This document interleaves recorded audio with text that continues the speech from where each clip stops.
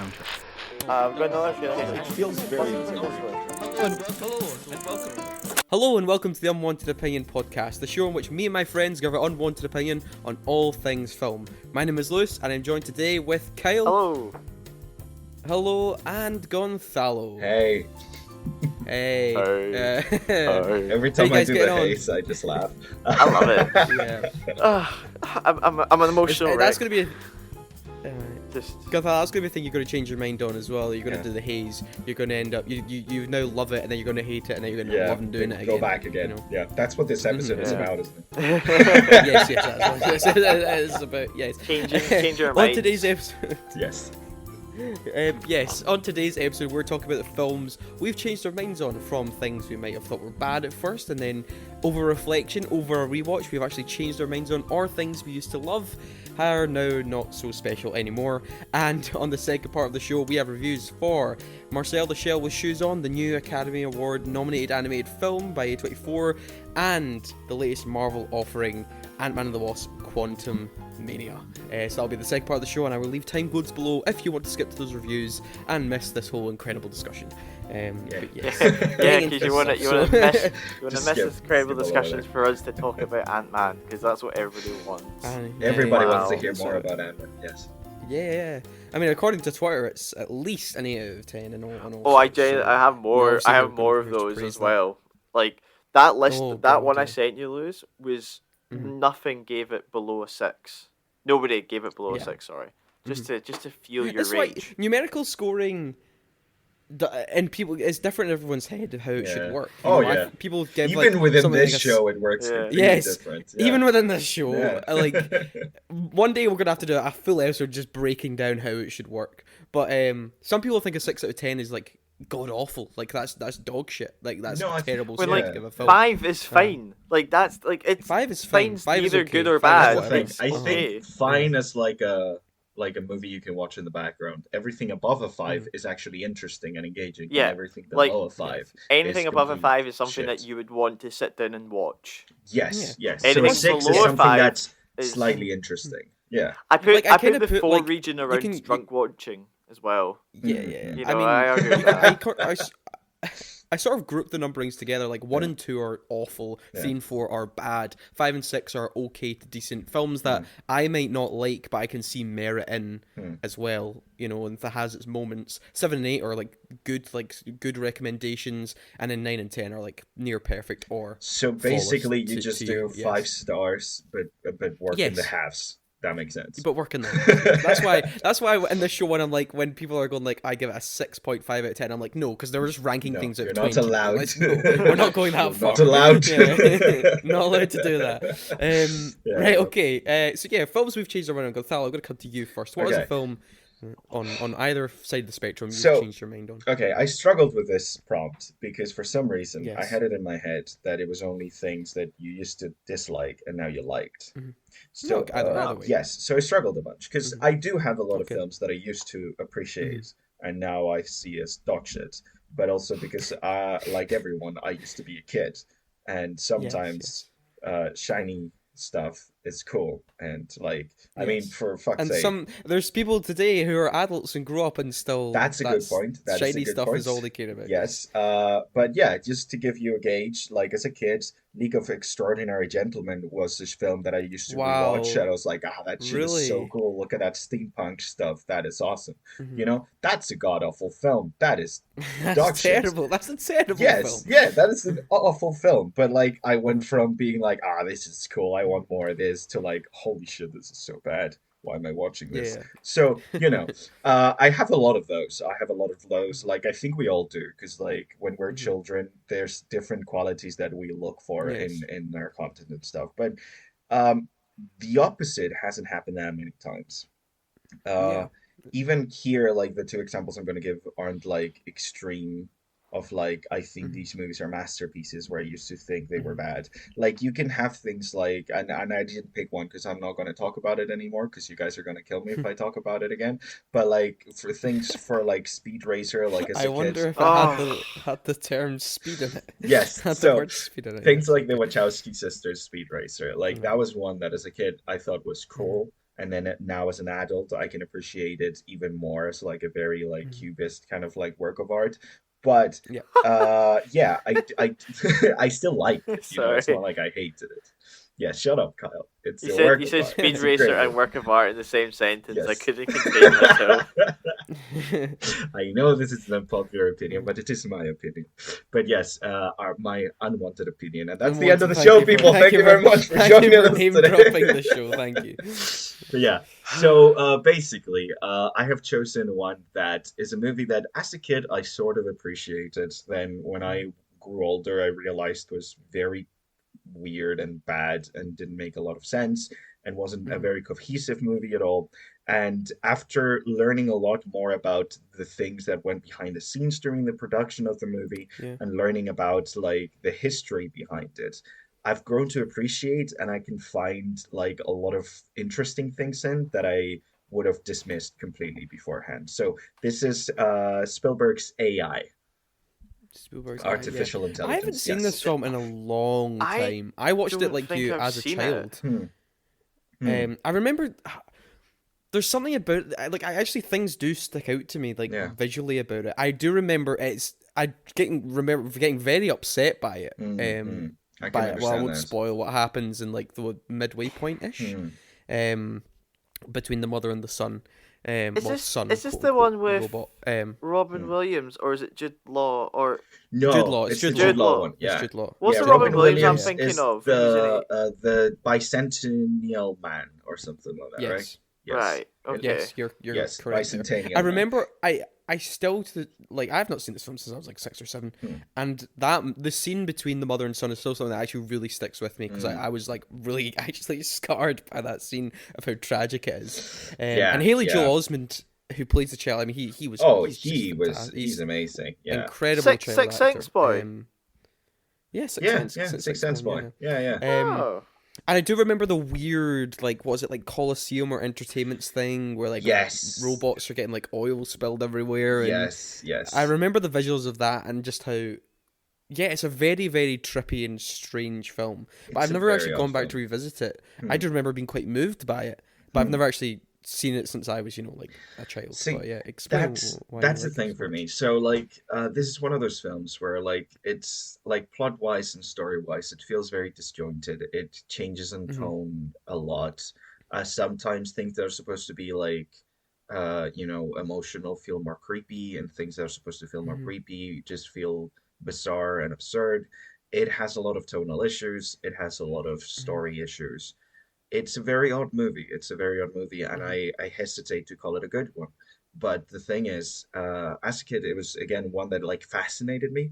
Yeah. Because as a child, these are ideas that you haven't really like thought about, like the idea of artificial intelligence and like humanity and whether there is humanity and robotics and stuff like that. That was something that as a child definitely fascinated me a lot.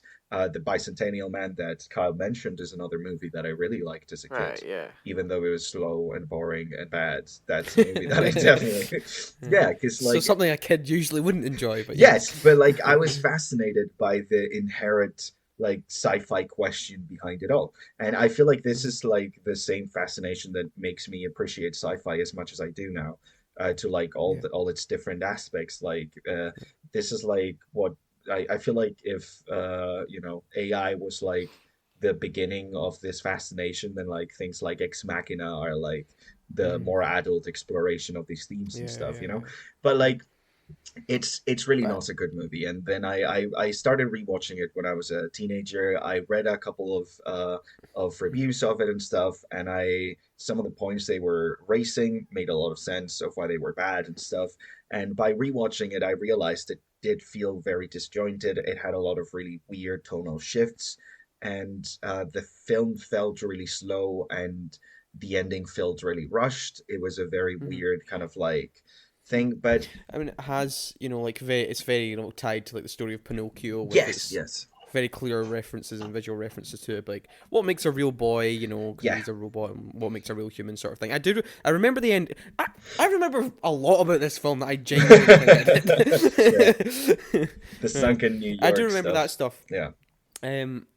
But it's a weird one. Because this was originally Stanley Kubrick's project. Yes. And then he obviously passed away, and then out of a favour to his friend, Steven Spielberg, made the film. Yeah. And yeah, it also comes in a weird era of Spielberg's filmography where it's, beginning of the new millennium, and it's sort of like his sci-fi period, I guess, because he did AI and then Minority Report and then War of the Worlds. So I guess it's like a sort of Spielberg's loose sci-fi trilogy that he made during this time. Pretty much, yeah. It's like his start of like going into these like more like also like kind of like psychological sci-fis. They're not very like just plain sci-fis. They're trying to explore a lot of like what humanity is and what it means to be a person, and like a lot about like societal norms and things through that sci-fi. So it's not like sci-fi, like, and not to belittle things like Star Wars, but not a George Lucas kind of like sci-fi, you know?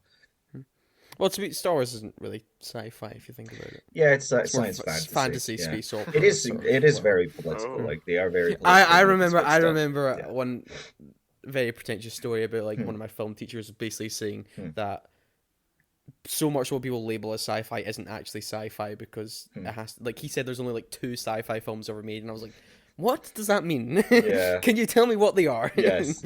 It was a very strange thing. Yeah, But, I mean, anyway, I'm in the mindset. AI is an like, interesting. AI is a really interesting choice actually because I know it's a very very divided film. It's one which and it's a very overlooked Steven Spielberg film. A lot of people just forget that he made that film, and it's one where it's either people really hate it or it has a lot of people who really really love that film, and it has a lot of discourse over it. And it's interesting that you're someone who've grown to appreciate over time because not a lot of people with that film do that. Because like that's the Very thing. interesting. Like this was a movie that again, like as a kid, I liked it as a kid. It was intriguing. Then when I started to become a young adult, I started to question the like the media I watched. I started to analyze it more, and I didn't like it. I didn't think it was good structurally. I didn't think it had like it had themes, but they were like muddled, and like the film feels like different chapters, like very segmented tonally as well and stuff.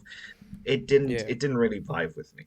But then after learning a lot more about like the making of this film, I found like deeper value in it, and I think that's like another thing I think we'll emphasize throughout this this progression, especially when we talk films we didn't like and then we now like, which is like allowing yourself to like open up to like that film and like what it's trying to tell you will sometimes make you find more like meaning and like stuff in it that you might have overlooked completely.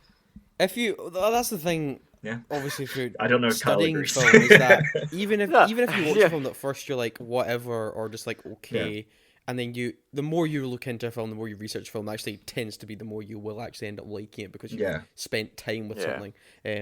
Which is something I've discovered over time. But yeah, AI. Yeah. Really interesting choice. But yeah, Kyle, from Spielberg to what are we getting next? Where are we getting next? Okay, I'll start with. So yours was that good to bad or bad to good? I forgot. Yes. That was bad to good because like liking it as a child doesn't count. Right. Okay. So I'll do bad to good. Okay, first. Actually, no. I'll switch it around. I'm going to switch it around. I'll do good to bad. Because I actually just said liking it as a child doesn't count, and this is exactly where this one's going. Okay. So I'm going to start with Thunderbirds. Okay. Yeah. Was it 2004? I was double checking that. I think it is 2004. 2004? I would have said 2002, so thank God. No, that's Thunderbirds. 2004. Yes, it is 2004. Yes. Okay, so. By the way, have any of you seen the original Thunderbird show? I have the entire box set. I've seen clips of it. Okay. I was obsessed with it. Okay, yeah, because like my dad. This is the thing. Right? This is why. Okay, so I'm a huge Thunderbirds fan. I had like the original Tracy Island, like of the puppets and everything. Oh wow. I was obsessed with them. I used to watch the puppet ones all the time. I in the last few years I actually bought the box set again and I've been rewatching them. Absolutely loved it. Yeah. So when I was young and I went to see, because I was like prime age for starting to go to the cinema, because this came out when I was around about 6 or something like that. Okay. I love this shit. This was amazing to me. I was like, this is incredible. This is the best thing ever. Obviously, Busted came out with that banger of a tune as well, and that was, Was it Busted? Yeah. Was it? Was it? It was. I get confused between them and McFly. Yeah, I know. It was definitely Busted. And then they became McBusted, which just made things it's much more confusing. It's really, I still stand by that song being the best thing that's come out from that 2004 experience. I remember the song, but I thought it was McFly, so do but yeah, so and then I started, like, I don't know if it was like a couple of years ago when I had my resurgence, and weirdly both these films, the changes of them occurred during pandemic when I just was watching a bunch of films, right? So that's just a coincidence. I watched like some of the puppet show, and I was like, I should give the live action one a shot again, because I still to this day would love a good adaptation, and I rewatched it, and I went, oh god, like I actually watched unwatchable. I watched my childhood crumble in front of my eyes, especially because it's an early 2000 film, and also like so much of what I remember, I think I was getting like episodes blended in with the movie, because I thought more things happened, and I was like picturing stuff, and so I went back and watched it, and I just went, this is honestly one of the worst adaptations I've ever seen, where you've gone from, it's obviously the show is meant to be like the idea that it's the five brothers, and they they all kind of have their own Thunderbird, which have their own unique things. So it's all about teamwork. They're basically sci-fi firefighters. Like that's the thing. That is it. And like they're demilitarized. They're like they use high-tech shit to save people, not to like exactly. They only occasionally have to like blow things up if people are trapped in rubble or something like that. But starting off the film, it kind of starts strong because they do a rescue of an oil rig, and I'm like, and also this, and I have to say, and actually, science-wise, it was actually quite good, because I remember watching that scene as a child, and this stuck with me, is that there's a fire, right? And what they do is they fire a missile at the fire, so the explosion engulfs the flame and takes it out. Yes. Does something with the oxygen. Yeah. And I was like, that doesn't make sense. An explosion would make a fire worse. And then, at the time, I think it was my brother explained to me, actually, no, this is why. And I was like, well, thanks, Thunderbirds. I mean, also at the that's time, the best thing that film gave me. Lewis used to have to like hold his breath while watching Pinocchio. Finding Nemo. But it was intense. But I have to say, Finding Nemo was the most intense film ever made. So the two things that I love from this film is the song and Bill Paxton as Jeff Tracy. I think it's the only two good things from this film. Right? That was a great casting. I'm just saying. I think he does a fantastic job in the role. I have a feeling that man binged like the puppet show, either that or grew up with it, because like he nails like the voice and the demeanor and like everything. He freaking nails it. But then what I just remember. Oh, sorry, Karen. No. What were you saying? I was just saying, just like these conversations with AI and Thunderbirds, just so many images are coming back to you. I just remember a scene where he just like falls out with one of his sons, and I remember as a kid being like, "Whoa, that was intense." Yeah, no, it was. They have like an argument. Because the film kind of focuses around Alan, who's the youngest, who pilots Thunderbird for the wee submarine, right? Yeah. And what they do in a Thunderbirds film is they trap all the Thunderbirds in space. Yeah, they take the Thunderbirds out of commission. They just put them into space and say, fuck it. We're going to focus on the young whiny Thunderbird and his two friends. And they're going to be stuck. Vanessa Hudgens is in this, right? Yeah, she plays Tintin. Yes, Vanessa Hudgens. Right? Yes, and I remember that, they're stuck in the island, and I was kind of like, what's going on here? I was like, and then the Hood played by. They wanted to do like a Harry Potter style story where it's like the outcast becomes like the hero kind of thing, and they just like fucking every important character from the show, every main character, every interesting. They just take them off. Frustrating. And rather focus on these new characters and stuff. Yeah. From a film that starts off really strong, of like a rescue and everything, to trapping everybody in space, to Ben Kingsley is even like. Ben I don't Kingsley's even, funny you know, in the funniest made way. some very strange choices. Oh, this was one of them, and honestly, from there, he doesn't even seem like he realizes he's on set for this movie. Yeah, the thing is, see, watching this film, right? Yeah. This would be like, this would be one of those weird filler episodes on like a TV show where like, God, that's where they don't have the budget, so they they don't have to film the whole thing on the one set. They don't have the budgets, so they're going to keep everything on the set. All the actors are really busy, so they send them off. They've trapped them to space. Yeah. Right. You know. yeah. It's the bottle. I just sat there. Yeah. And I just sat there and I watched it. Okay. Have you actually seen the box office of this film? Oh no. Don't tell me it was great. I did do some research, but you have to remind me. The budget of this film was $57 million, right? On opening weekend in America, made $2.7 million, and worldwide in its entire run made $28 million. It only had a $57 million disaster. dollar budget. $57 million. To be fair, the CGI wasn't too bad. The thing is, a lot of this movie they actually did use miniatures for it. Do you know what I hate? Right, which is it's so fucking stupid. It's that they did a homage, to the puppets when there's a scene where Alan and his friend are in Thunderbird 1 about to launch up, right? Yes. And then it focuses on the throttle and their hands come down and it's a puppet hand, right? Yes. And it's maybe homage. Ironically, in the TV show, that was the only time they didn't use puppet hands. They used actual hands. When they had close-up shots. Yeah. And I was like, what's the point? You know, I was like... Do you know, I haven't seen much of this new show, but they made the new show's not Thunderbird bad. show called Thunderbirds Are Go. And what I watched, I really liked, because they kind of like, it's a 3D animated show, but all the backgrounds and all the things are miniatures. So they have 3D animation on top of miniature stuff, which means they keep that like tactile sense that the show originally had. It's really nice. Yeah, they're allowed to like have more like movement and variety and expression when it comes to the characters. So I've actually watched a lot of that new show because, like I said, I'm a big fan.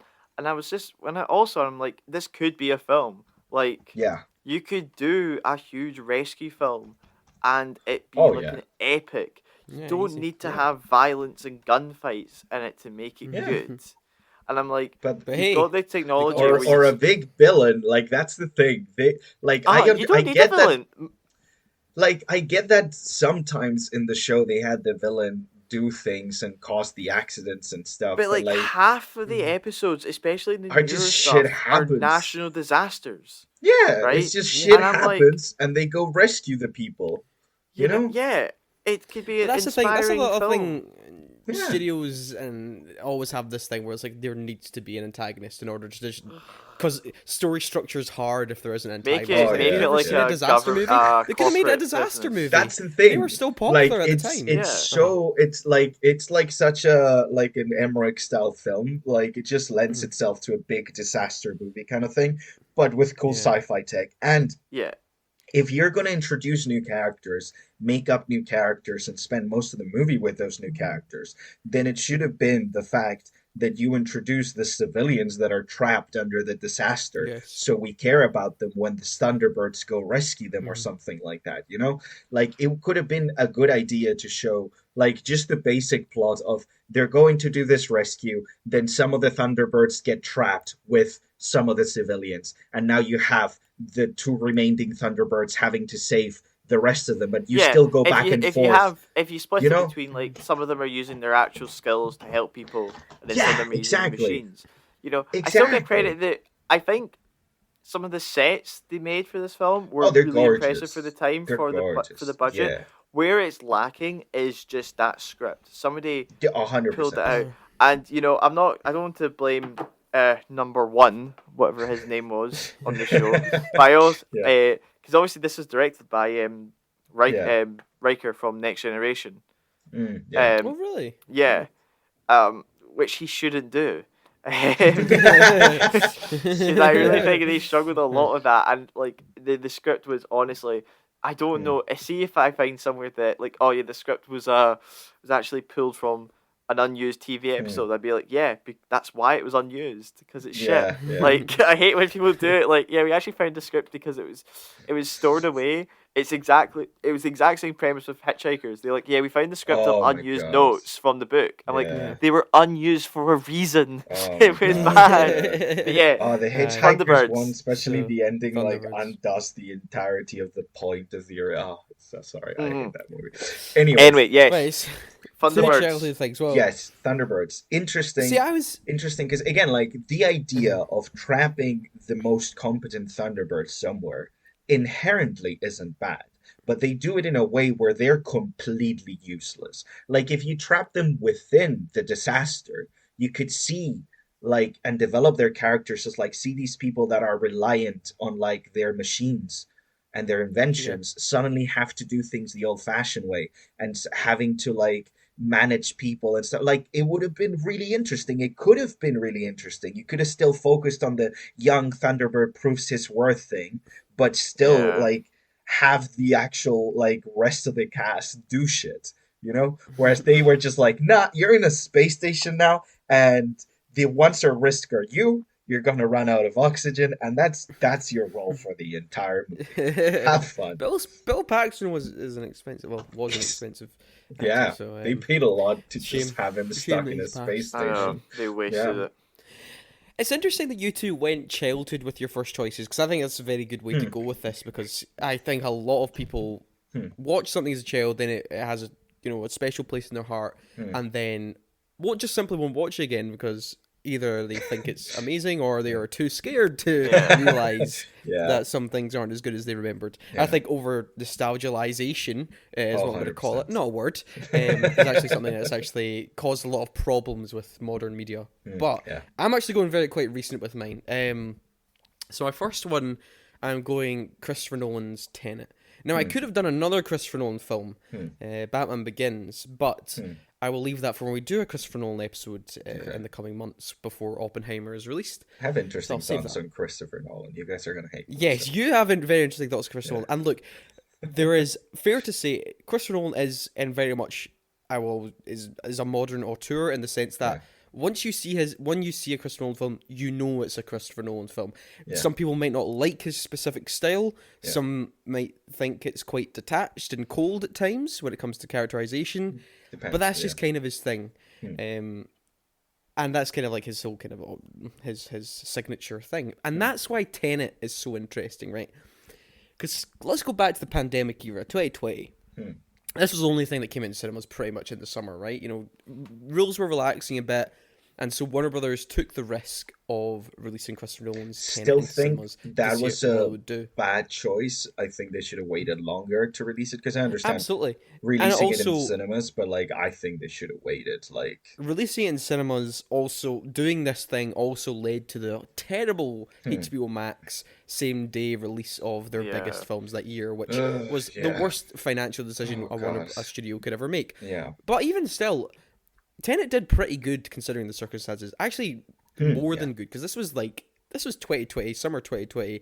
People were still scared to do so much stuff, and the film made like $370 million worldwide. Really good, and actually, considering some countries didn't even bother opening their cinemas. So, it wasn't open. Really good effort, and especially it was a new IP. It was a brand new film. So not a sequel, anyway, No. Well, Christopher Nolan's also one of the only directors working today. If you put his name on a film, it will do well. True. Just because it's him. I think he's genuinely one of the only few people in the world where if you put that on the thing, people will go and see the film. I don't even think... Well, Tarantino kind of has that edge as well, but not as strong. But yeah, we go back, we watched this film, and I was really excited for this. I actually had a theory that this was actually connected to Inception. I was like, I bet it's going to turn out this is actually in the same universe. I was like, it's going to be because it's dealing with time and all sorts of things, and that film dealt with time and like how you did dream. Because you actually made me watch Inception before we went to see it. I remember that. I was like, it's going to be connected. Absolutely wasn't. Regardless, Christopher Nolan doesn't really like sequels, which was made apparent in which is weird because one of his most acclaimed movies is a sequel. It's a sequel. A sequel that stands on its own, though it doesn't actually require anything. But I'm skimming around what I'm actually trying to say here. But when I watched it, I was left the cinema quite disappointed, and because I felt like from a character perspective, I felt really just like no one really had any character. No one really had any personality. And that was a big problem for me getting into it. And it was weird because I never had that problem with something like Dunkirk. Dunkirk was like an experiential film which also played with time in a really interesting way, where when all the timelines converge in that film, you go, wow, that was really satisfying in that moment where like the plane and the boat and all the boys in the sinking ship all converge in that moment. It's like, wow, that was so satisfying to watch, right? And that's the thing I just didn't get with Tenet at first, right? It wasn't really to do with, like, the plot. I mean, from what was going on, okay, I understand the mission. You know what I mean? You have these two like CIA, well, ex-CIA, who are then infiltrate this organization, Tenet, who are, you know, sending objects and notes and weapons back in time in order to sort of eradicate the past in order to save the future. It's very, which was quite interesting. Stuff, and then high concept stuff, and then also this villain who wants to, you know, end the world as it is in order to sort of save the future. That is the main plot of the film, really, without getting into the particulars. And I got that at first, but I just felt the whole thing just left me really cold. And I saw and that's the thing, split critics, quite a few critics, somewhere it's an experiential film, much like Dunkirk, just much more, you have to really think about the physics and the entropy of how this whole concept works. And then on rewatches, I then slowly got it, right? I mean, Christopher Nolan is literally telling you not to care about the main character. He calls him the protagonist, which is just, yes, he's the main character. I'm not giving him a name. I don't care that much. But even then, John David Washington actually has a bit of charisma in the film. I think he's quite good. Does. And also the same can be said for Robert Pattinson. You know, he just lights up the screen when he's on it. He's actually quite fun. I mean, when you get actors of that caliber, like, you can't help but have them be like charismatic at that point. Like, they're really good at what they do, you know. And it's just the way and watching it again, I watched it the other week just to sort of finalize my opinion if I was going to do this film. I watched it the other week and I was like, this film looks great. I mean, pretty much the whole thing's filmed in IMAX cameras. It looks stunning, and I was just like, the whole thing, everything is convincing. No wonder it won Best Visual Effects. It's just, everything looks so cool. And the concept of having people who are going through time in different directions interact and fight each other that's the thing. It's cool. Also, that's where it becomes a problem for some people, and even me when I first saw it, is that it's genuinely really hard to get your head around what you're watching, actually. To understand how these two forces can actually interact and how they go through time, and trying to actually wrap your head around these sequences, and especially like when the first scene where the protagonist fights the protagonist in inverse, although you don't know it's him at the start, and it's like, how is the gun flying to him? How is all this stuff going about? And once you kind of watch it on rewatches, things actually click into gear more, and you can actually understand what you're seeing more. And they also have that incredible sequence where you watch simultaneously a building being destroyed and rebuilt at the same time. Like, I was like, how do you come up with this? How do you visualize this as a director? How do you storyboard all this stuff? Like, it is actually mind-boggling how they actually put it together. And that's what got me. From an action point of view, I was like, this is actually brilliant. This is actually really brilliant stuff I'm watching. Really inventive and stuff that you actually haven't seen before. And I was just got really into it. And even the plot is very dense and very heavy, and there's a lot of things you have to keep up with. I mean, the whole beginning is them doing an art heist. Because the picture in the vault is a fake picture which is used to blackmail Kenneth Branagh's wife, and then they have to try and get rid of that painting in order for him not to have leverage on her, for them to get into his inner circle. And that's just the first hour. That has nothing to do with the time stuff. That's just, you know, the basis of how he gets into Kenneth Branagh's organization. But and look, also the score by Ludwig Göransson is so good. It's genuinely amazing, and the way he warps it, and the songs are played in reverse of, like, it's so good. I was like, that's proper like sci-fi futuristic score.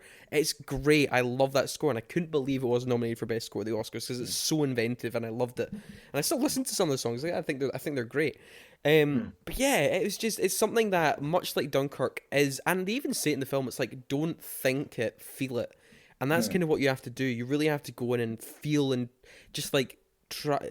try and wrap your head around it, and even if you don't, like, I like Aaron Taylor Johnson's character says at one point, like near the third act, like finale, he just says to the protagonist, he's like, look, if you're still thinking in linear terms, don't bother coming on the mission. And that's basically Christopher saying, if you haven't goddamn, wrapped your head around this by this point, don't finish the film. Like, just feel it, just go with it. And that's that's what a character says earlier, the scientist says at the beginning of the film, just feel it. And that's kind of it. And that's what I got with that watching of Tenet. Is like, I just felt it. Like a movie like Tenet for me, like hits right at the point that makes like enjoying movies, like enjoying a film is like such a personal journey. Like a film can be excellent and yet you cannot get anything out from it. But we discuss a lot about like the amount that filmmakers and people who actually create these movies have to like work to actually get us invested, all the issues that they may have, all the mistakes that they may make that pull us out of the film, or that like make us not actually jive with what they're trying to tell us. Like we focus a lot of that, but I feel like especially with a film like this, and like as a director, a lot of his movies are basically either you commit to watching this movie or you're not going to get anything out of this movie. This is all on you kind of thing. And I feel like that's a thing that we forget a lot whenever we go to the cinema, especially because like going to the cinema is such a like commitment of an experience. But like nowadays with like a lot of streaming, a lot of shows, a lot of things that we could just like get our phones out and watch them there. Like there's a lack of investment from our part. Like I feel like when you sit down to watch a film, you have to open yourself up to that film. Yeah, absolutely. And also different kind of, this film isn't going to be like every film is not the same as the other. Yeah, exactly. Watch some things that that requires requires a certain investment, not only like in time but like mentally and emotionally. And especially like you have to open yourself up emotionally to that film to let it say what it has to say.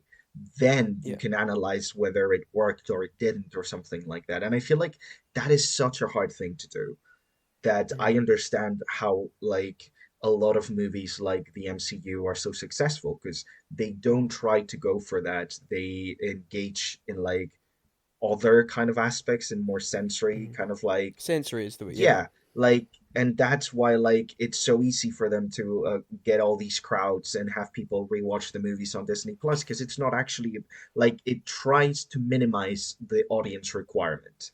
And that's the thing for me. Like, is it a better film for making the audience easier, like the audience experience easier, like requiring less from you? Does that make a film better, or does it not matter? Is it better if it requires a lot from you? Like, what kind of film? Like, where are we drawing the line there? Like, yes, exactly. When you have to like read 7 comics and study 5 books before you go see the movie, is that too much? Like, I mean, obviously, I'm exaggerating, but you know what I mean. There's a really interesting question there, and I don't know the answer. Well, because there is no correct answer really to the question. It's like some films are simply any age can sit down and watch them, and it can entertain, or some things are very, very niche or about a very, very set cultural moment or a specific point in history, or things that require maybe some sort of intellectual, you have to get into it very intellectually. You have to really think about what's going on screen. And other films just don't do that. And there is no correct answer into what a film should be, really, at the end of the day. But with Tenet, though, I do also understand some gripes with it. If you watch it and go, I didn't care about any of the characters, then that is actually fair enough. That's like, okay. Like, it's very, very exposition heavy, but this is the thing with exposition, though. And this is something that it's very hard to get exposition. Exposition should be done realistically. Best to do it visually, best to do it quickly, and best to get it out of the way, right? That's really the way to get exposition done, right? And if you can, film it in interesting ways. And I think Chris Nolan does that for a lot of this film. Like, the whole heist explanation is done with parallel editing. The conversation they have with the three people doing the mission is like, the camera's always moving and it's spinning around them. And it's also the parallel editing of Robert Pattinson's Neil going into and like investigating the facility where someone's giving him a tour guide. It's done, and also the music helps. Music helps. Get that music going, right? So that's why, and that's why, because things are always moving. And there's also that audio going on, that you're more engaged with it, instead of, the George Lucas prequel style of walk in front of this unconvincing blue screen and talk in a monotone way, and that's how we're going to do exposition, guys. Do not do that. And but even still, it's still quite an exposition heavy film. There's a lot of science and things to get behind it, and that can put people off, absolutely. And also, Kenneth Branagh's Russian accent. Okay. You know what I think about Kenneth Branagh. I know what you think of Kenneth Branagh. I shouldn't have brought him up. It is what it is. Yeah. I'll say that, and it has some moments with some stupid dialogue. I mean, I'll never forget Elizabeth Debicki's character, like when they're talking about if Sergei's the villain's name. If Sergei wins, basically all of existence will cease to exist. And then she says, including my son. And it's like, yes, that was covered when we said all of existence. You didn't have to specify your son will die too. That is funny. Everyone will die. He literally says everyone will die, including my son. Is that like the attempt to get, we know your son will die. Everyone encompasses everyone.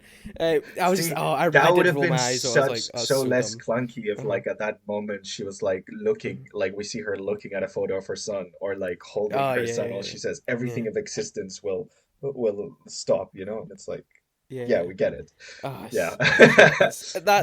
look, I do think Tenet is quite excellent, and it's a really, like I said, just being able to actually have someone visualize how the science and how the action sequences are going to work here, and watching them play brilliant. out, It's definitely and watching it all play out. The whole like thing in I can't remember where they are. Where they do the whole heist with the trucks, and they do it forward, and then they end up doing the heist again in reverse. Great. The airport thing, he crashed a goddamn plane into an airport, did it for real, blew up, fantastic, love it. Right, that was Tenet. Go Paolo, back to you. Okay, so wait, I forgot which one I'm going to do now. I got so caught up in that Tenet conversation. Thank God I write these things down. Okay, so I'm going to go with one that we've talked about on the show before. Actually, no, because this was from before we were a podcast. This is from back when we did the radio show. We did the review. It was one of our first episodes where we did the review for this movie. And that's Rian Johnson's The Last Jedi. So the very first episode, the very first episode we ever talked about. So this is a callback to anyone who's still listening to us. First of all, thank you. I don't know how you put up with us. We can barely stand each other, so that's great. But here's here's a callback for you. So Last Jedi. So we all talked about this when it first came out. We're all pretty happy with the movie. We had a couple of issues, but like we were pretty happy with this film. I think it's quite good. And that's the thing. This film got a fuck ton of backlash, and I did the thing where I just allowed my opinion to be diluted by mainstream backlash, and everything they called out and everything they found at fault with the movie. I just allowed myself to believe it, and then I watched it again, and then I watched it again, and I was like, no, actually, this movie's pretty fucking good. It's pretty good. Yeah, it's pretty good. It's not brilliant. It's not perfect. It's not flawless at all. It does some things that still bug me, but it's really good, and it's definitely the best one we've gotten out of the three sequels, like by a long shot. Yes. Me and Kyle did discuss that way at the Star Wars episode. Yeah, like the Last Jedi. That's the thing. I missed the Star Wars episode, so here's a Star Wars rant. No, I'll keep it as brief as possible, honestly, because I don't have that much to say that you guys probably haven't said before. But the thing with Star Wars, even like the prequels, there was clearly ideas that they wanted to convey, themes running throughout the series. Like in the original series, it's basically that whole like one person can change the course of history, and like rebelling and going against what's like this overwhelming power can create good things, even though it's hard. Blah blah blah. The idea of like being able to redemption, all that stuff. Like there's a lot of different themes in the original movies. They are very political. Like George Lucas wrote them during the Vietnam War. I mean, the third one explicitly, the Ewoks were supposed to be the Viet Cong fighting the Americans. I hate it when people just like get politics out of my Star Wars. It's Star Wars in the prequels and the original trilogy. Like, it's very, very political. The bad guys were very, very loosely coded as Nazis. It's always been political. Loosely, yes. I'm being generous here because there weren't any explicit swastikas, but always been a political one. Then you got the prequels that got even more. In my opinion, the story of the prequels is way more interesting and fascinating. It's such a strange. It's like how he based off the Bush administration is bonkers to me. It's incredible. It's amazing that he had the balls to do that. Honestly, the problem with me in the prequels, it's the execution. The concept is fucking brilliant. I love it. It's the reason I'm such a big fan of shows like the Clone Wars, just because like seeing that kind of like. Though.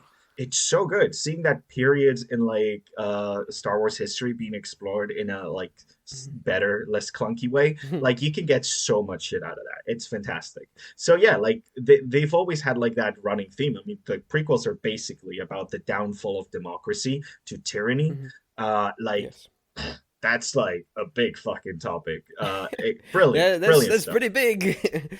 But no, that's not political. Last Jedi's not political. Yes, take politics out of. Yeah, like let's not talk about how like the main criticism of the Jedi in the prequels is their religious adherence to a doctrine without question, and that's what really makes them go down. No, let's not talk about that. That's not political at all. That is a very apolitical statement. So they were really interesting. And then we got the sequel trilogy. So we've talked about the issues with it. They never had a plan. They never had an idea. They were just doing whatever and seeing what stuck. Yes. The first J.J. Abrams one, I really enjoyed it. It was really fun. I was really hyped for this movie. But it's bland. It doesn't say shit. It has absolutely zero opinion. It's just fan service. I love it. I think... Well, yeah, I when we did the Star Wars, I will say I absolutely got the criticism that it was A New Hope on steroids, and it's pretty much the same film. But also, I think from a pace perspective and an action perspective, they're two very, very different films, and that's why it's so fun to watch Force Awakens, and the charisma from everyone on screen is so, and you get really hooked on these new characters because there's so much passion there, and that's why Force Awakens works. Brilliant introduction to new characters. It does nothing to introduce a theme, but it's very good for introducing characters, introducing their dynamics. Like instantly, just the interaction between Poe Dameron and Finn's character. Yeah, I want them to date 10 after seconds. that. I'm like, could you please just like you want them to interact more. It's fantastic. It's a thing that like the fascinating thing about the sequels is that the best content that's come out of this is like the fan comics of people just having the characters interacting in interesting situations.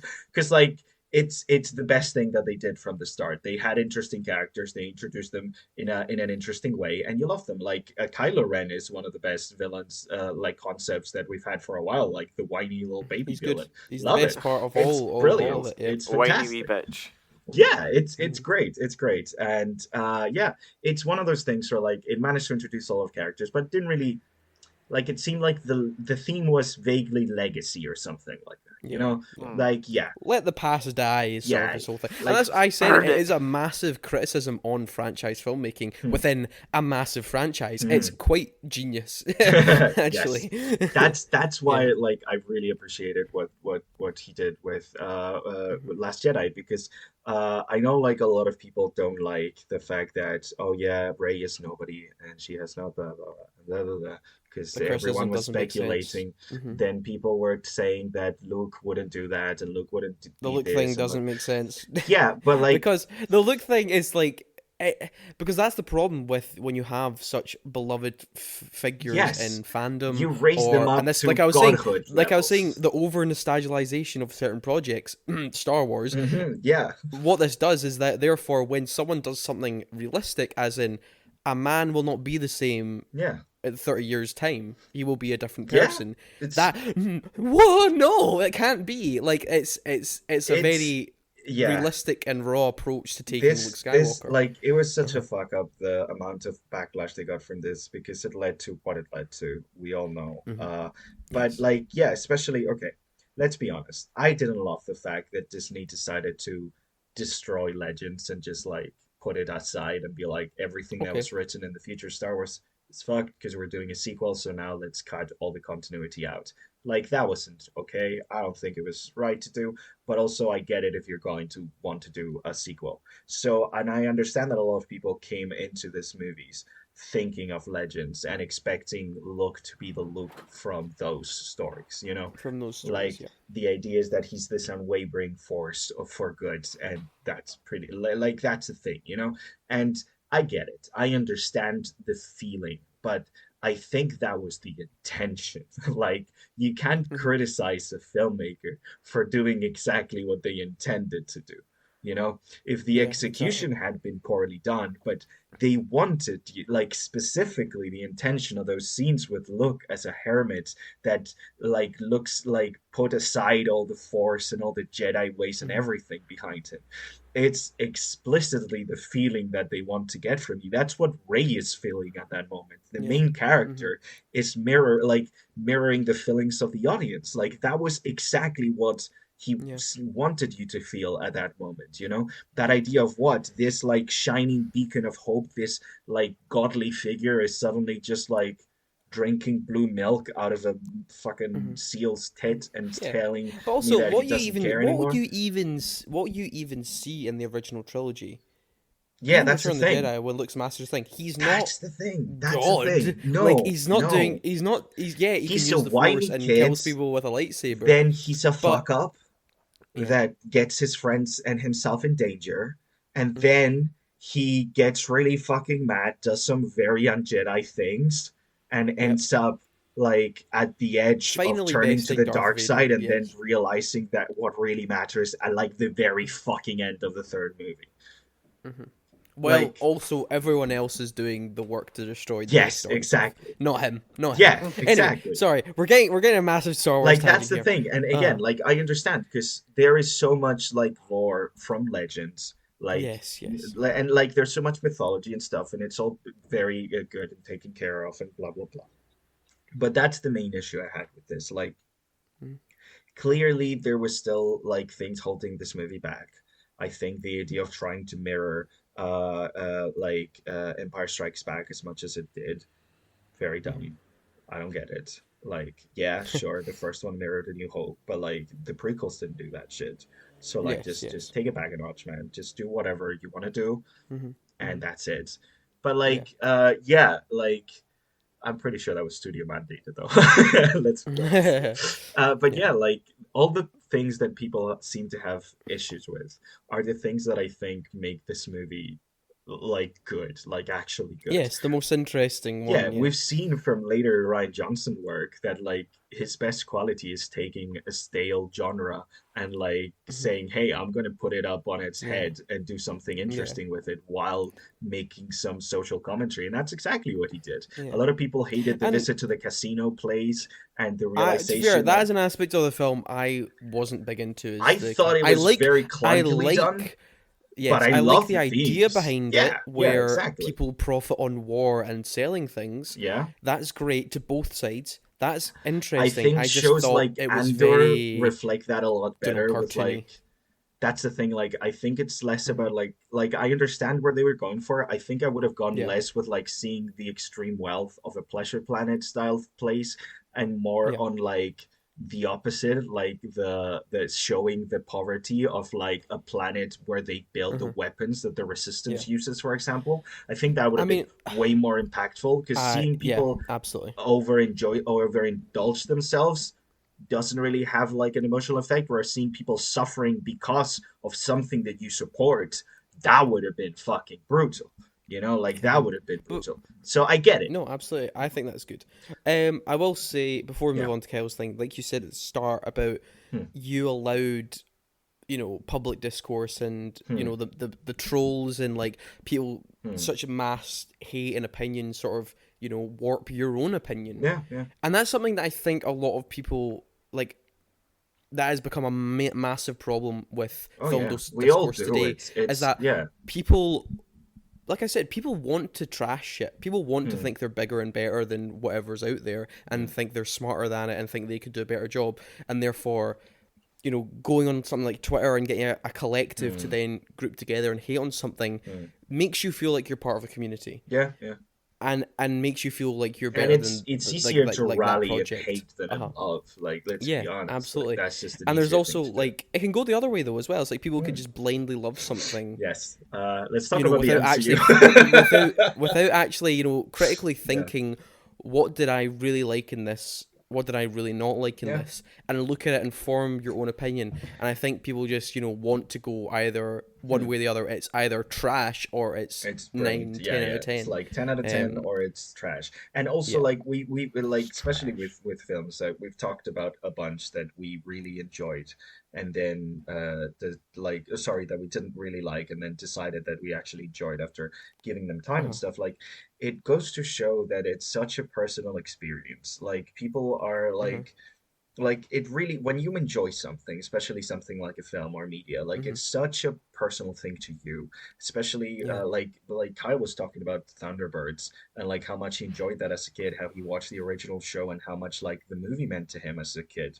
It's because it was part of like him growing up and him becoming the person that he is today. So even though he's able to go back, watch it and realize that it's not as good as it is, like he still has a little bit of love for that franchise. It's not the same when he's bashing on it than if I go and start saying, well, actually, Thunderbirds, even the original puppet show, is shit and really bad, and you should feel bad about liking it. It's like such a personal thing that absolutely. It's understandable that people get so heated when arguing these things, because are they important? Arguably, but they're really just about our personal experiences. So whether you love something or hate something, that is such a you thing. That like whenever someone comes in with the opposite opinion, it's very easy to start a fight, and we've seen that a lot in fandom, and especially with the last Jedi, absolutely. But now let's move on to Kyle's second choice. Yeah, so I have to calm down with Star Wars these days. It raises my blood pressure. I had to take a back seat. Kyle, you were actually very reserved there. You didn't. I know. It was. I was just like, I can't speak. If I speak, I'm just going to rant about Star Wars. And I was like, I'll just let Gunfallo have this moment before I then restrict his speaking time for the rest of the episode. You were very nice about it. I could have. I held myself back. I could have gone on. I was waiting until we hit the hour mark, and then the hour mark, I was going to jump in and say shit. But you made it through it. So I'm going to say, so that this is my bad to good film, and it's Star Trek Beyond. Right? When you told me you're doing this one, I was like, that's just like, I didn't even think about that. You know what I mean? It's just like, I was so out of the blue. I was which like, is Star weird Trek Beyond. because Lewis knows I used to hate this film with a passion. Yeah, with a passion. You'd argue it for years, now, actually. Well, this is the thing, right? So my hatred from this film, I don't think actually comes from a solid foundation. I think there's a lot of things, right, where I really enjoyed the Star Trek films, the newer ones, right? I really enjoyed 2009. I thought J.J. Abrams, apart from the Lens Flare, was really, really good fun. I quite liked Into Darkness. I think Into Darkness, I have problems with. I do have problems with Into Darkness. I think they should have just been blunt and said, it's Wrath of Khan. Like, don't like that whole thing was a bit That's stupid. the problem I have with Into Darkness, you're just doing Wrath of Khan light, and I don't really see the point in it. I would have been more accepting if they were just honest when they were like, it's not Khan. It's not Kang at all. And then they went, okay. And then yeah, but then again, it comes to like that whole like, oh, no spoilers, but also we're gonna trick our audience. So Beyond, right? So this is my journey with Beyond. Was when I heard that obviously J.J. Abrams went to Star Wars, I was kind of like, oh, I'm a bit peeved off here because you know. Ironically, Star Wars was another trilogy that he did 2 out of 3 movies, and I really rather I'd rather JJ just does a full trilogy. I have a huge thing with that. I liked his Star Trek. I hate trilogies if they're not either directed by the same person or they're all directed by a different person. I hate when 2 are directed by one person and then the other's directed. I hate that. Okay, right? The original Star Wars, everybody different director for all 3 of them. Fantastic. Yeah. The prequels, same director. Okay, struggles, but I respect it. Right? It's a unified mission, so we get it. It's fine. It's genuinely a huge issue I have with trilogies, and I don't know why, but it is. It's like the first Harry Potter ones. The first 2, same guy, and then the third one, we get a brilliant one by Alfonso Cuarón. Right? And then it just goes on stereo. Yeah. Harry Potter's its own thing, because it's not a trilogy, but David Yates comes in and does 5 too. That's 5. Yeah, Goddamn Secrets of Dumbledore, and it's that's a whole thing. But anyway, so Justin Lin came in, and I was not a Fast fan. and Furious, baby. Yeah, I'm not a fan of those films. I never have been. I've seen a couple, and I've not liked what I've seen. Okay, and weirdly, I feel like sci-fi fits him so much better than grounded street racing because those are not. Here's the thing. So I was a bit like, right, okay, let's see where we're going here. And then that first trailer came out, and then all I remember from that trailer was that fucking bike scene at the end. There's a motorbike. Oh yeah. And was it AC? Is it AC/DC playing? Yeah. I can't remember. Oh no, I think it might be. No, that's maybe in the trailer, but in the movie it's the one from the first movie. Yeah. Oh, it is. I can't remember the artist. You know the one where he's like driving. He's driving on a bike. I know the scene. I just can't remember the exact song. I forget the band. I remember when that trailer dropped. Everyone just on the YouTube comments on "Fast and Furious in space, Fast and Furious in space." It's like, shut up! It's a motorbike. I just saw it, and then I just was kind of like, it didn't feel sabotage. Thank you. Yeah. Sabotage. The song. It kind of felt like, I don't know the premise of the trailer where it was like the Enterprise crashed and they're stuck on this planet. It just felt a bit bottly for me. Yeah. Right? Yeah. And then I was a bit like, the first movie and the second movie was like big visuals and, like kind of cool space traveling scenes. through different places. Well, that's interesting, right? Because I'll tell you why I found Into Darkness my least favorite of this trilogy, absolutely, is because the first Star Trek film, look, the J.J. Abrams universe, it's not traditional Star Trek at all. It's action heavy, super visuals, fast pace. I disagree. Okay, I think that's it's fair. No, 60 Star Trek, but not the rest of, because like 60 Star Trek and the rest of Star Trek, very different. I think like the JJ ones is full on 60 Star Trek.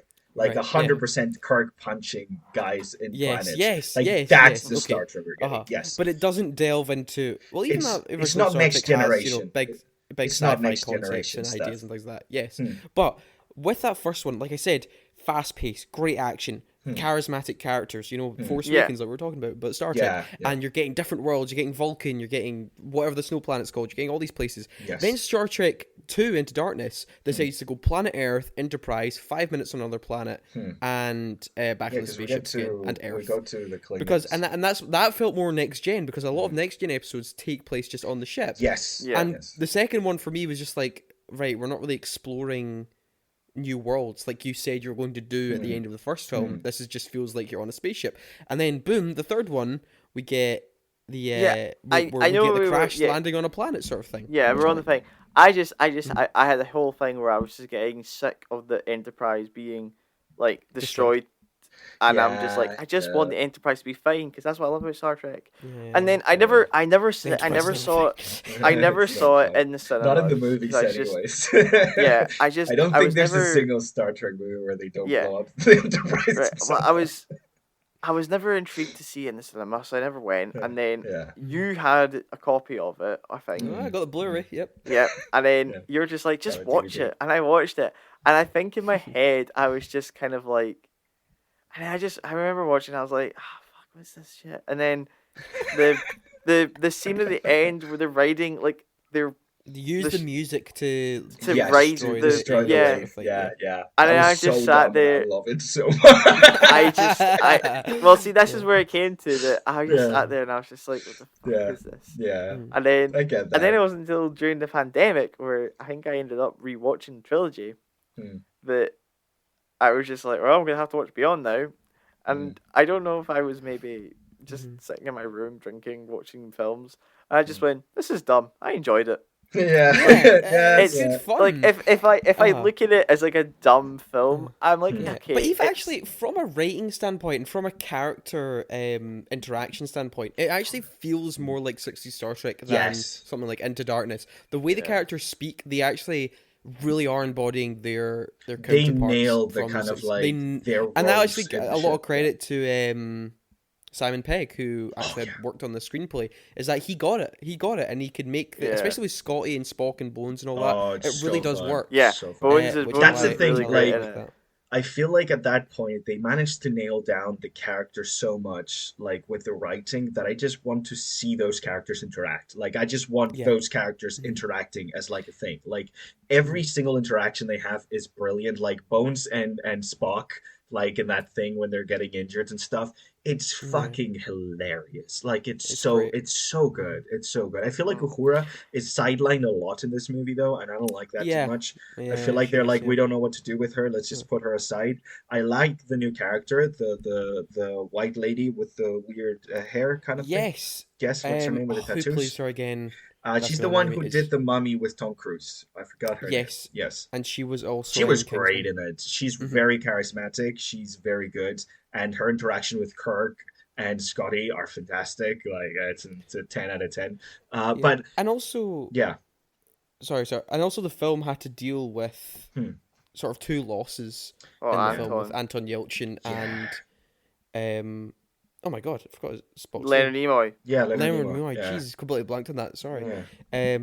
They had to deal with those two losses to the franchise as a whole, and obviously Hollywood. Anton filmed this film, didn't he? Anton filmed this one, yes. Afterwards, while it was in post-production. Yeah. But Leonard, they dealt with Leonard in the film. They dealt with that really, really nice. I really like the way they handled that death. I'm gonna miss Anton with the young so much. Thing. Like, my number one the quotable thing from this franchise is Minutsen. We've got Minut. It's fantastic. It's great. I love it so much. It's so good. But it also makes me really sad that that's just Star Trek 4 is just not going to happen. Yeah, I really wanted to happen. Are they rebooting it? I think they will just reboot it at this point. I mean, that's the thing. With Star Trek 4 was interesting because this film didn't do super well. I think it made its money back. It made its money back pretty much, which is good, which is fine. But for the next one, the best poster the three movies have had so far. Yeah, cool. Like poster. the callback to the first movie with the rainbow thing and stuff. 10 out of 10. Love it. So this film did okay financially in terms of it made its money back, right? And so for the fourth one, Paramount were wanting Chris Hemsworth back as Captain Kirk's dad, and it was going to be a whole time travel thing, because we need to do time travel if it's Star Trek, so they're going to do time travel. And then, but what happened? Paramount were like, we're going to make this film if the cast take a big pay cut. That's what had to happen. It's like, you need to take a pay cut for this one in order for us to sort of put more finances into like the visual effects and things like that. So you will need to take a pay cut. And because of that, the film, Chris Hemsworth and Chris Pine were just like, nah, we're not taking a pay cut. And so the film never got made. And then Tarantino wanted to make a Star Trek film, and it was chaos and whatever. See, the thing with me, I loved this movie when it came out. I loved it the second time I watched it, and the third time I watched it, I actually liked it slightly less. I still don't think it's a horrible movie, but it bugged me thematically. This movie's supposed to be, like, the whole point of the movie, the big essay, is that you're stronger with a team than you are on your own. Aye. But then they make the bad guys these small ships that are stronger as like small ships than together, and I kind of get that sort of like the whole idea separate then together kind of thing. But like then the whole thing is about him trying to exterminate the space station, which really has nothing to do with them working together. Like, you know what I mean? Like it's That's a a very revenge thing, loose. was it not? Yeah, it was a revenge thing, but it's very loose because like it's supposed to be like I'm stronger with my team because he wants to retire and everyone's like trying to go their separate ways, but then they realize that they're better working together and sticking to each other. And it's like, yes, but it doesn't go as far with that message as I wanted it to go. So that's fair enough. That's my one issue with the film. I've not seen it in a while, to be fair, but I do remember thoroughly enjoying it. Right, so Interstellar is fucking brilliant in this as well. Like, I know. He's very charismatic. Like he's a very charismatic villain. I like him. So for my final pick, I'm actually going David Lynch's Mulholland Drive, and this is I actually remember watching this in my film class. I remember watching it on the big screen, and this was at a time where I felt like, I just felt like, I don't know, maybe arrogant, maybe just like smart ass, maybe just like wanting to be like, I'm going to watch this film, I'm going to fully understand whatever you put in front of me, I'm going to get it, and I'm going to be like, here's my final opinion, that's that, I'm going to be able to read it like that. And so I watched Mulholland Drive. I'm a big boy, sort of thing, right? And so I watched Mulholland Drive, which, hailed as like, I think Sight and Sound just did every decade they do their greatest 100 films of all time. I think this ranked number 5. Oh wow! And it was still I think had that rank like from the last decade, right? It still hailed as like the greatest film of the 21st century, sort of thing. This whole postmodern masterpiece, blah blah blah, right? So then I sit down to watch Mulholland Drive, and it's not that I didn't get see if you actually think about Mulholland on the basic level of what's literally happening, it's not super complicated from a literal perspective. You're just like, woman is, I guess, spoilers, I should say. It turns out this was a dream, and she's upset that the girlfriend broke up with her, went with the director, and then gets her killed, and then I'm going to kill myself. End of. It's a tragedy. Okay. Yeah, okay. From a literal perspective, it's actually not that hard to follow. I mean, what you see is what you get, sort of thing, right? And then from that, I guess I just thought, I think this film's pretentious. I think David Lynch was just throwing in a bunch of scenes just for the hell of it, and just doing, I'm going to do this and that, and it's all a dream, I'm so clever, and and I was like, how pretentious, right? And actually, at the end of the day, the realistic throwing was, I simply didn't get it. I actually just didn't get it of what he was doing, because Mulholland Drive is a fucking masterpiece. It's genuinely perfect, and it's his best film. Like, I used to always think Blue Velvet was his best, but after rewatching Mulholland Drive again, I was like, actually, no, I would say Mulholland Drive probably is just a brilliant film. It was actually one, by the end of it, I actually felt was quite moved by it, which I never ever thought would happen with that film after watching it for the first time. I was actually really saddened by it, because what Mulholland Drive is, it's really dense. It has so many ideas and styles and themes going for it, but it's not bloated in the sense it's trying to do too much at the same time. It's not like reaching or any points. It's both like a satire of Hollywood and yet this nightmarish noir mystery, which also, has like great references to past noir films. And it's just like the way, and Lynch has always been a master of this, and especially why I love Blue Velvet so much and aspects of Twin Peaks, is that he always does this thing where like he makes, sort of the everyday, like America, or just like the perfect like little American town looks so overly sweet and perfect, and then with the click of his fingers he can turn something so perfect and make it really disturbing and sinister. And he does that here in Mulholland Drive, and it's so perfect when you see Betty, played by Naomi Watts, come out the airport, and like the screen is overly bright, the sun is like beating on their face, and she leaves this airport with Irene, and she's got this massive smile, and she's like, I'm gonna be a Hollywood star, it's gonna be amazing. And then it's like everyone's so nice to her, and she gets in the taxi, and then Irene goes off with her husband to another taxi, and the way Lynch just goes, what I'm going to do to really just make you uncomfortable is I'm going to hold on the shot of the old couple, and just they're still grinning, and at this point it doesn't make sense. It just doesn't make sense. Why are they grinning? And then and then they start laughing, and you're like, immediately he's turned this sickeningly sweet scene of naivety into something really creepy, and it's like, oh my god. So it's not like working with the contrast rather than pushing it so far it goes all the way around. It. He does, rather than having like a super idealistic thing compared to like a non kind of like you have directors like oh god damn it, what's his name, the Edward Scissorhands guy.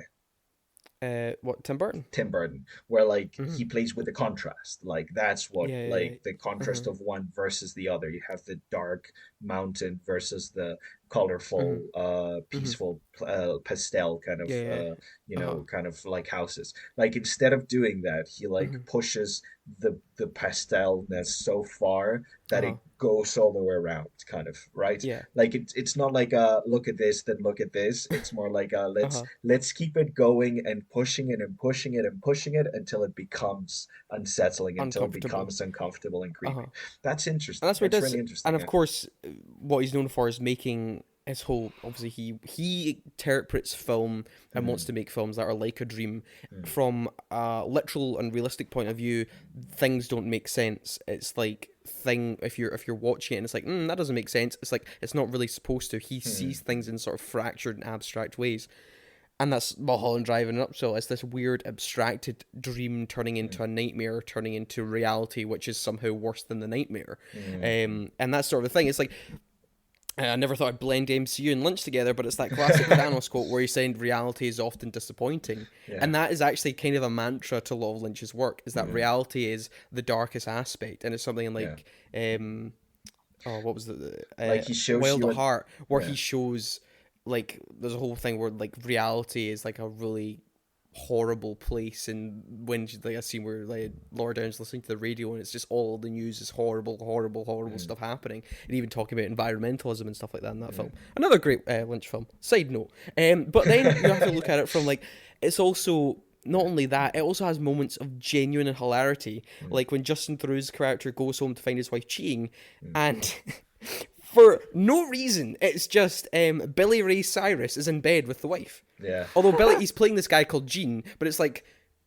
why is Billy Ray Cyrus there? And then he beats up Justin Theroux. It's like, what's going on? And yeah, like I was saying, it has this great satire in Hollywood as well. You know, you have a director whose film is like, you know, the producers are meticulously controlling this aspect of this up and coming director, and where they go like, they literally say the line, "It's not your film anymore." You know, they're pushing the director out, and it's like, if you don't do this, like, they want to have this woman cast, and you're going to cast this woman. Everyone else you can choose, but not her. The star has to be this woman. And he's like, no, who's the girl? What are you talking about? Like, I'm not casting her. What he knows.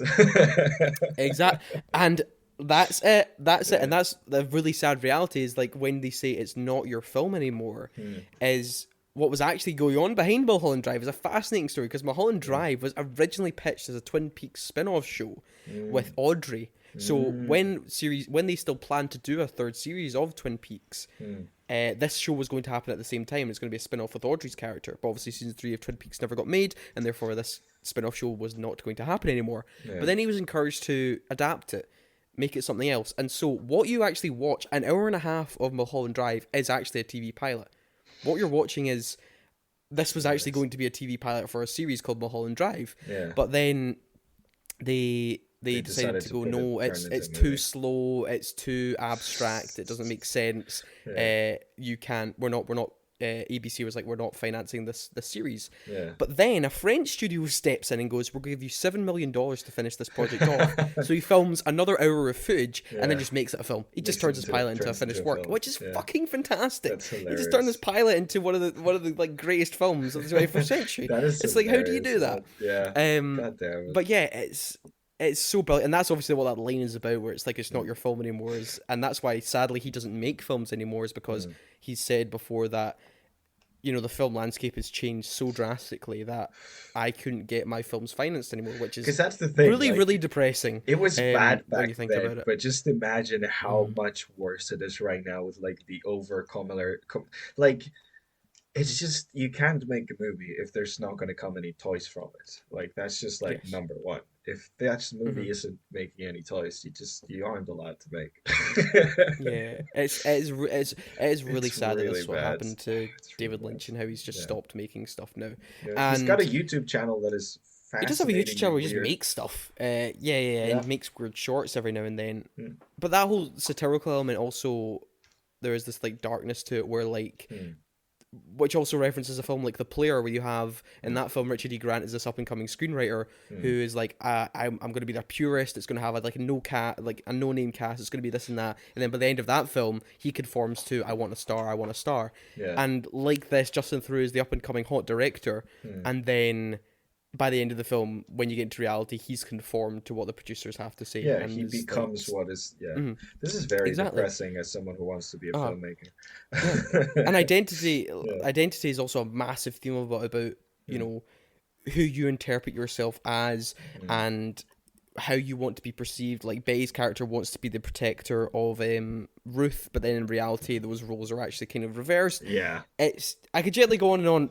Honestly, there's been a million interpretations of Mulholland Drive. There's a million essays on it. There's so much to say about it. It's interesting though how like this was one of those films that like you initially rejected, because like I feel like we've all been there, especially in our teenage years, when suddenly you start like your critical thinking starts happening, and then suddenly you start like being a very kind of like skeptical about everything. You know, you have that like wall up of like, oh, let's just like analyze everything through structures, through like the things that I've learned and stuff. And like you have to get past that point, understand like all those structures, all those themes, all those things, get past that point, because that is just how you analyze what you feel. Because like at the end of the day, film is like about feeling. It's about what a movie, what a show, what a piece of media makes you feel. Yeah, that's exactly what David Lynch thinks as well, Gonzalo. And there's also that aspect where he makes films and doesn't want them to be perceived in such a literal perspective. And he wants to make films, like he says, films are like dreams to me. It's not supposed to make sense. And I actually think that's actually a really beneficial mantra to have when watching cinema. Don't look at it and everything has to make sense. Everything has to be so literal. Why is this plot hole happening? That's why I really, in most terms, don't really care about plot holes. Yeah. It's because it's a film. You know what I mean? Just go with it. And one last note is Angelo Badalamenti's score is also beautiful and tragic. And I will shut up about Mulholland Drive. I listen to fucking amazing. I listen to the music in Lynch's movies sometimes when I just want to have like one of those like weird trippy evenings. So just plug that shit on and then just everything turns purple. It's fantastic. The music and he also has his weird, indescribable sound design choices are just so uncomfortable. He's still the master of the jump scare with the winkies scene in this. It's really terrifying. The Silencio scene is both haunting and beautiful. It's just, that's the whole film. It's haunting, it's beautiful, it's tragic, it's a noir, it's a satire, it's funny, it's great. I love it. But yes, I guess that'll wrap up this part of the show. Yes. So yes, we just gave our unwanted changing of minds in this part of the show. But yes, on the next part of the show, and should I say the episode above us, we will be reviewing Marcel the Shell with Shoes On and Ant-Man Quantumania.